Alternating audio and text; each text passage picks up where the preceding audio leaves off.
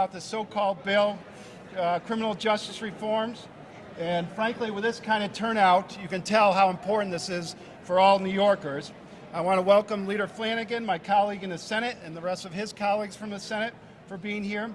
And I want to proudly welcome the courageous women and men who have dedicated their lives and careers to the criminal justice system. The people you see here have spent years on the front lines protecting us, defending us, and keeping us safe, all the while putting themselves in harm's way. So now I want to introduce some of the distinguished guests we have here, and we're going to hear more from each of these distinguished guests. First, we have Washington County Sheriff Jeff Murphy, and he's the president of the New York Sheriff's Association. Give him a round of applause, please.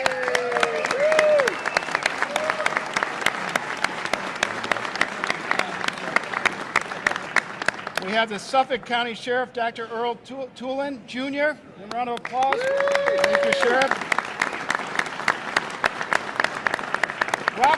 Rockland County Sheriff, Louis Falco.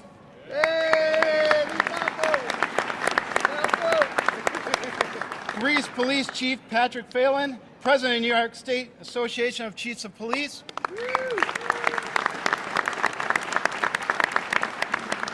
We have law enforcement. We also have district attorneys. We're pleased to have the Orange County District Attorney David Hoefler here, President of the District Attorneys Association of New York. And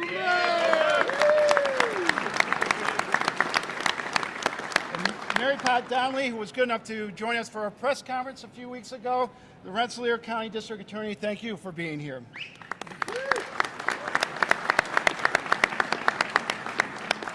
Now, our conference and the Republicans in the Senate have been constantly warning people the consequences of this reform, so-called reform, for months. And we've heard from the other side. Some have dismissed it as politicizing the issue, fear-mongering, and sensationalizing. So let me be perfectly clear. When a 5-time bank robber is arrested and released and says, "I can't believe they let me out," what were they thinking? This is not politicizing an issue. When a young man in Suffolk County is tragically killed by a drunk driver and a 6-time felon says, "January 1st, the law has changed, I'll be out tomorrow and I'll come find you," that's not sensationalizing an issue. When a judge sees his authority taken away and says the legislature improperly interfered with the judiciary's capacity to fulfill its constitutional mandate, that's not fear-mongering. And when the legislators need a closed-door briefing to understand a bill they passed almost a year ago, that's not, unfortunately, governing. There's a new story. We see it every day. There's a new story coming out, a horrifying crime, an accused criminal released, or a victim searching for justice. Do we need a more fair and just system? I think we all would agree, yes, we can, and we're ready to work for that. But compromising public safety and undermining law enforcement is not an option. As long as that continues, we're not going to stand by and be idle. So I want to appreciate all the people that are here today and thank them. And I want to throw it over to my good colleague and friend, Senate Minority Leader John Flanagan.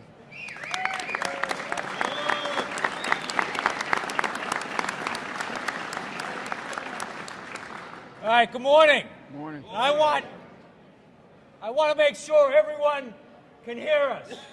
Can you hear us back there? All right. I really want to thank Leader Barkley. He just ascended to his new position, but he's a veteran of state government. And he is someone who is a great leader already. I'm proud to partner with him. We see a ton of our colleagues here from both the Assembly and the Senate. And I want to be clear, these are all Republican members of the Assembly and the Senate. We stand with all of these uniformed personnel. We stand with all the people in law enforcement, first responders, victims, advocates, and we are here to speak about the abysmal failure that has befallen the state of New York. So it's important that we recognize a few things. I want to give a personal shout out to my sheriff from Suffolk County, Sheriff Earl Tulin, who is highly regarded, who comes here as an elected official, who comes here as a Democrat, who comes here as a law enforcement professional of the highest order. We had the audacity and temerity to actually listen to Sheriff Tulin, to listen to the chiefs of police, to listen to the not-for-profits who are out there for trying to protect victims. What happened last year, let's be clear. Governor Cuomo the Senate Democrats and the Assembly Democrats, they own this. They own all of it. Now, they're trying to tell you that they didn't know about this. I see Senator Lanza right there. Senator Lanza engaged in a vigorous debate during the budgets last year, predicted every single thing that's happening right now, and unfortunately, he was right. And unfortunately, by hearing from all the people who are standing here with us, they have been right every single day. We said this was going to happen before the law was implemented. We predicted this was going to happen, and we were proven right. We don't want to be right. We want to be protecting our citizens, our constituents, our residents, our taxpayers. And by the way, I want to protect every one of these people who are standing here behind us. They put their lives on the line every single day to protect us and the people we represent. So again, I don't want anyone to mistake what we're talking about. The Democrats passed this. They were embracing it. They were standing up and being jubilant. And then they found out what actually is involved. You are less safe today than you were 6 months ago. You are less safe today than you were a year ago. There are people out on release who never should have been released or should have been given bail. Our judges have less authority and less discretion than they used to. There is something inherently wrong with that. We stand here today unified, and I repeat, unified, to talk about bail repeal. Let's be clear, bail repeal, not some half measure.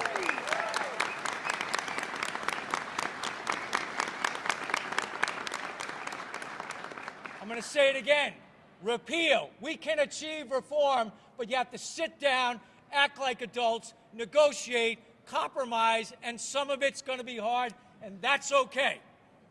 We do all believe in due process. We believe in civil liberties. Leader Barkley, all of his colleagues, all of my colleagues, but my God, this could have been done right. Haste makes waste, and that's exactly what happened. Sneak it in the budget, and then have Democrats say, oh my gosh, I didn't realize this was in there. They knew exactly what they were doing. We need to go back to the drawing table with the input of all these professionals who've taken time out of their lives and their schedules to be with us here today. And we are not giving up. This is the #1 issue affecting the people of the state of New York. We can talk about economic development, taxes, environment, all those kinds of things. If you're not safe, nothing else matters. If you have to worry about your home community and whether your children or grandchildren are going to be safe, that's not the way it should be. We want to stand with all these folks and our constituents and be their voice, because their voice has not been heard by the Democrats. With that, I want to introduce Sheriff Jeff Murphy, who, by the way, is an elected official and has to be responsive to the people that he represents. He has been outstanding, and you will have the opportunity to hear from him. Sheriff.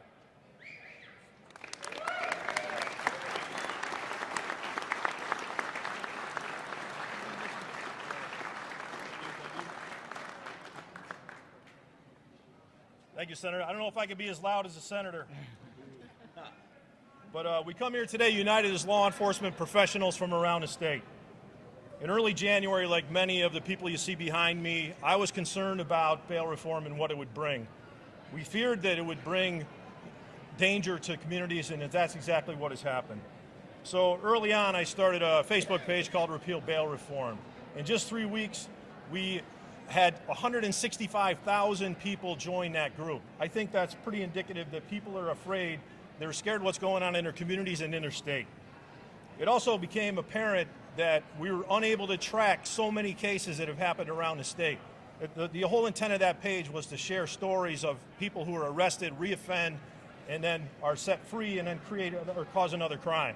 That was the sole reason that page was started.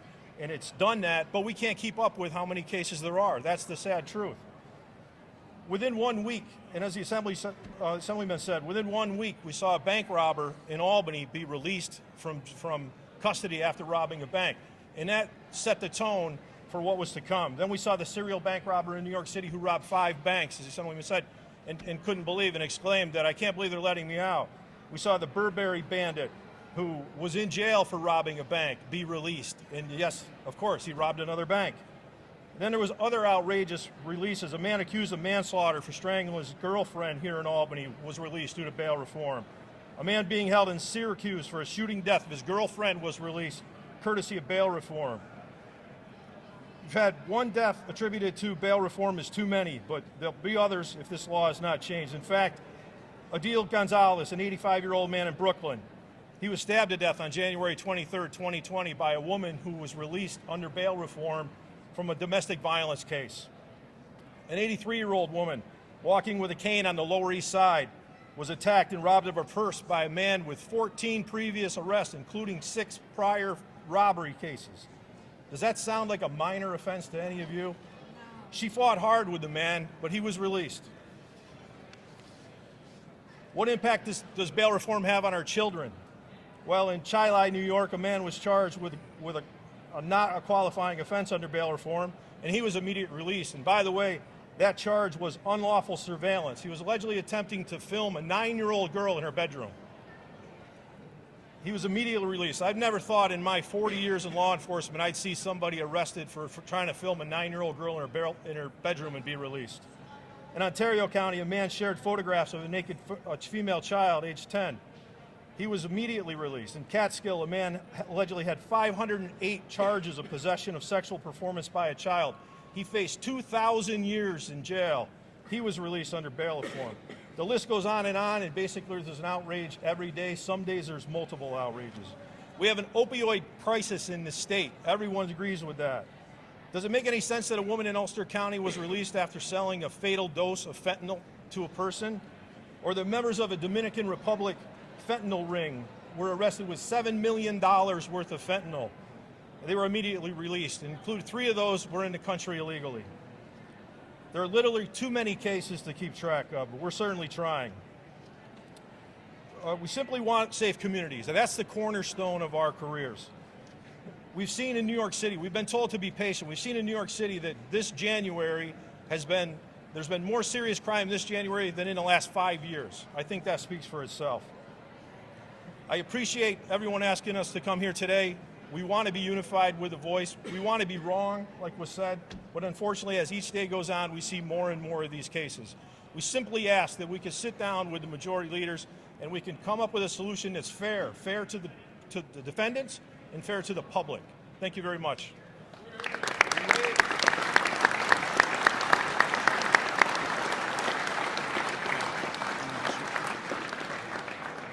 Ladies and gentlemen, next I'd like to introduce the Sheriff of Suffolk County, Sheriff Errol Toulon.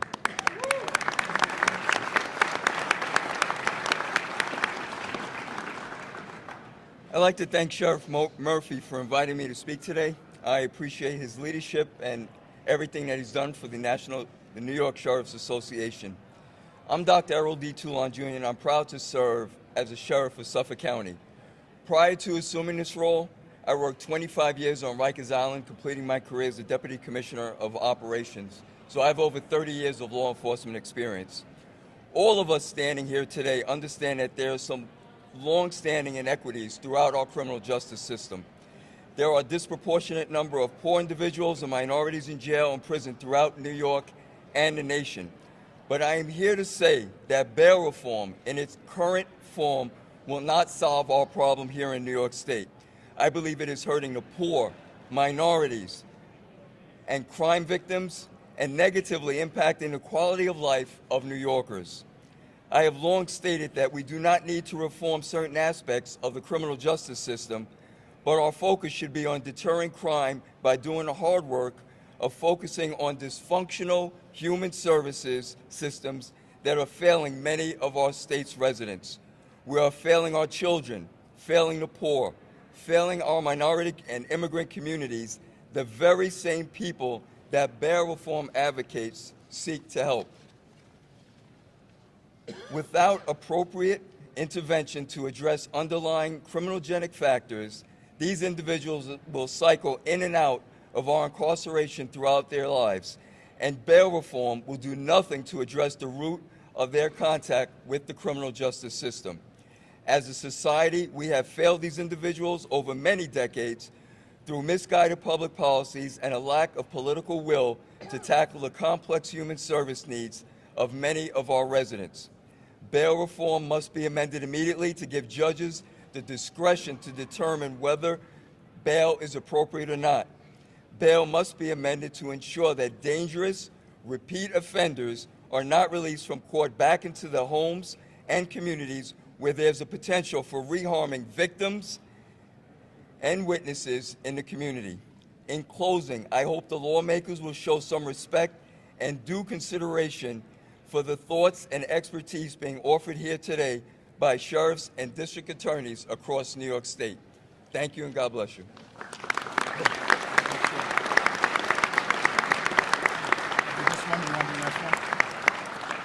Well, that doesn't sound like fear-mongering to me.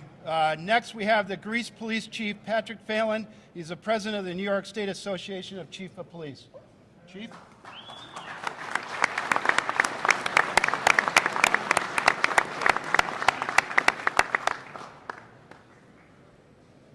Thank you.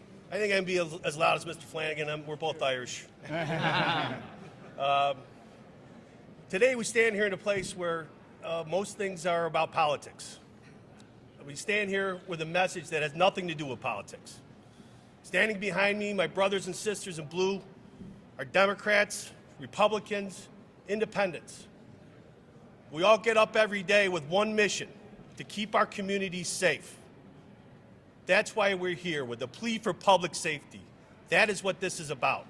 The laws made by this legislature has made New Yorkers less safe. We are less safe now than we were a year ago. It has made our communities more dangerous. New Yorkers all have one thing in common. We just want to be safe. Safe in our homes, safe in our schools, safe in our places of worship. They deserve that. We're willing to provide that safety for them. We're asking that the New York State Legislature give us a fighting chance. Give us a chance. Right now we're handcuffed. They've taken our ability to keep people safe away, and that's not right. It's not fair for their constituents, and it's not what they were elected to do. And if they can't change that, they don't belong here.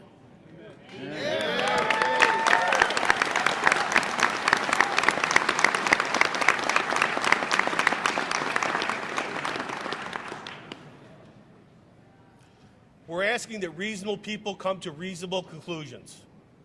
The examples you've been provided are numerous, and there's many more. Common sense needs to be employed at some point. We believe that reasonable people can come to reasonable accommodations, and we hope that's what happens here. And if not, we'll see you in November.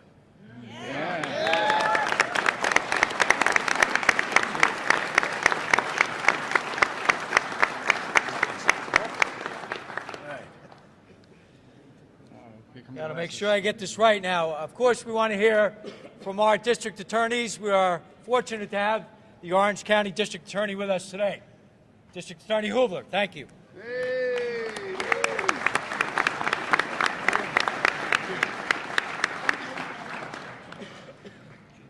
Thank you for inviting me today.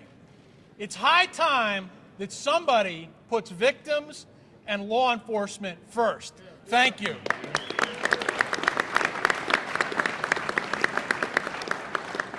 One would think in a state like ours, where diversity and voices matter, that a legislature could pass laws where everyone gets some input, where the people that are most affected get input, not just a select few. Not just a select few. A few maybe chiefs or a few district attorneys. Everyone gets input into it. I hope that as we move forward, that everyone gets input in this. And when I say everyone, I mean Republicans, I mean Democrats, I mean district attorneys, I mean chiefs, I mean law enforcement, I mean rank and file police officers and their unions. They all need to be heard. Yes, the advocates need to be heard also, and defense attorneys need to be heard also, because we need to make sure we get this right. What we have now isn't right. What we have now amounts to a failure, and we need to correct it. We need to take some steps and make sure we correct it. One of those steps is allowing judges to do their job. If you're going to allow a judge to decide whether someone's guilty or innocent, or you're going to allow a judge to make an evidentiary ruling, then by gosh, allow them to make a decision on bail. Why are you taking part of their discretion and then giving them the rest of it? It makes no sense. Either you trust them or you don't. And people at the ballot box decide most of the time who they're going to trust. So the people have already spoken as to that. Finally, to all my friends that are here in uniform, standing up here, I used to be a police officer years before I became a district attorney.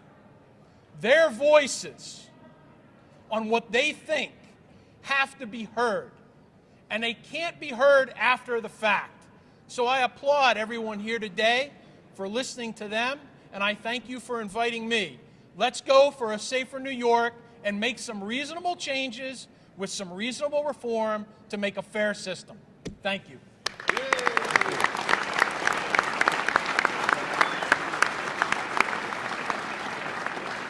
Thank you, District Attorney. Great words. Now I want to introduce the Rensselaer County District Attorney, Mary Pat Donnelly. Mary Pat. Thank you. Thank you for being here. Thank you so much for inviting me here today.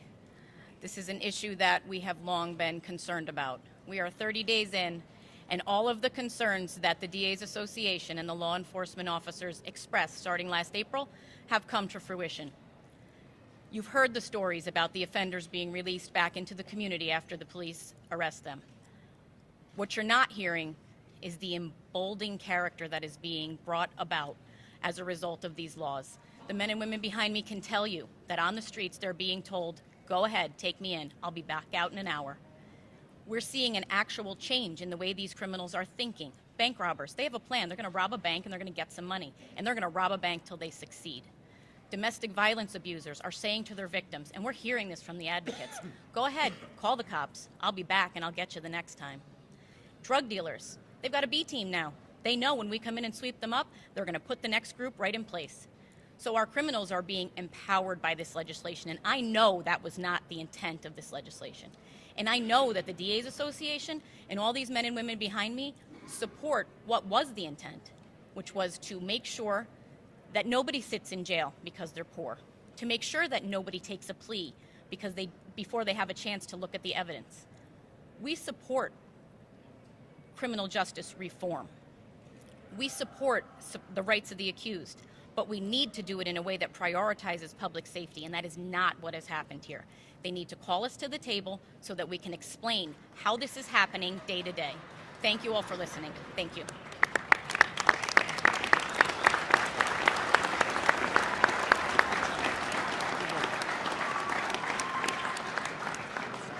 All right, I want to I'd like to bring up our colleague, good friend, someone who's got decades of experience and who has actually negotiated criminal justice changes before that worked. It worked. I want to bring up Senator Pat Gallivan.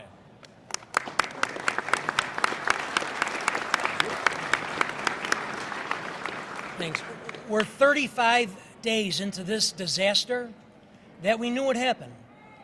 The facts are in. We know what the facts are. We see it each and every day in every nook and cranny of New York State, in every community, in urban areas, in suburban areas, in rural areas. People are being victimized by repeat offenders. Those that are taken off the streets for an hour or two and because of these laws are back out there to victimize again and again. This is not right. The governor in his State of the State said that government's first priority has to be to protect its people. New York State is failing in its fundamental responsibility. We need to pull this back today. We need to fix this, and we need to give judges the discretion back to consider what we should be considering first and foremost: public safety. New York is one of only 3 states where judges don't have the discretion to consider public safety when a defendant comes before them. We need to do that. We need to do it now, and we need to do it before it gets much, much worse. I want to thank everybody who's here today who are professionals, whether they're prosecutors, whether they're law enforcement officers, whether they're Democrats, Republicans, independents, or conservatives. They care about our community. They wake up every day and care about our community and work to keep it safe. And New York State government is failing them and not giving them the tools to do so. Time we did it is now.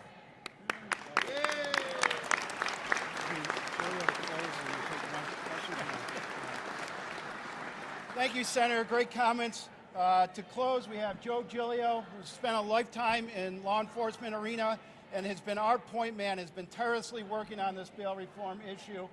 Joe, to close. Thank you very much. We just want to give you the genesis of this. Let's start with what the police chief said. We're not here to be political. We're here to govern. We're here to do what's best for the people in our community. As you can see, this wasn't it. The next part of it is what comes next. The problem with this bill is it was rushed. And they have said, well, this was the best we can do. But nobody talked about a study that was done by OCA and published on February 11, 2019, when in fact we didn't pass this bill in the budget until midnight on March 31st and April 1st. Nobody's talking about that. Nobody's talking about what happened in New Jersey. We heard that the world wasn't going to come to an end. But the real fact was New Jersey took 3 years to do it. We didn't do any of that. New Jersey had funding. We didn't do any of that. Where's DCJS? Where's the training? Where's the training for these folks? Where is it? How do they protect themselves? You tell me. Every one of these people put their lives on the line every day for us. And nobody's telling us what to do. And when you call this bail reform, that's a misnomer. They took the whole criminal justice system and turned it on its head. This has never worked anywhere. It will not work here in New York. And in the meantime, victims happen every day, and victims have a life sentence. Nobody seems to worry about them. The victims are poor. Nobody seems to worry about them. Right now, the only thing we're concerned about is criminals. And at some point, they forfeit their right to live in a free and civil society. And we will do everything we can to change this, do bail reform right, make justice even, achieve the goals that I believe they had in mind. But give us some time and give us some time to implement it. We need public forums. We need the stakeholders telling us what's going to work and what isn't going to work. And that's the only way that we get to the same place. So we're ready to go out and do that. We've already done a lot of work. We're ready. We want change, and we want it now. God bless.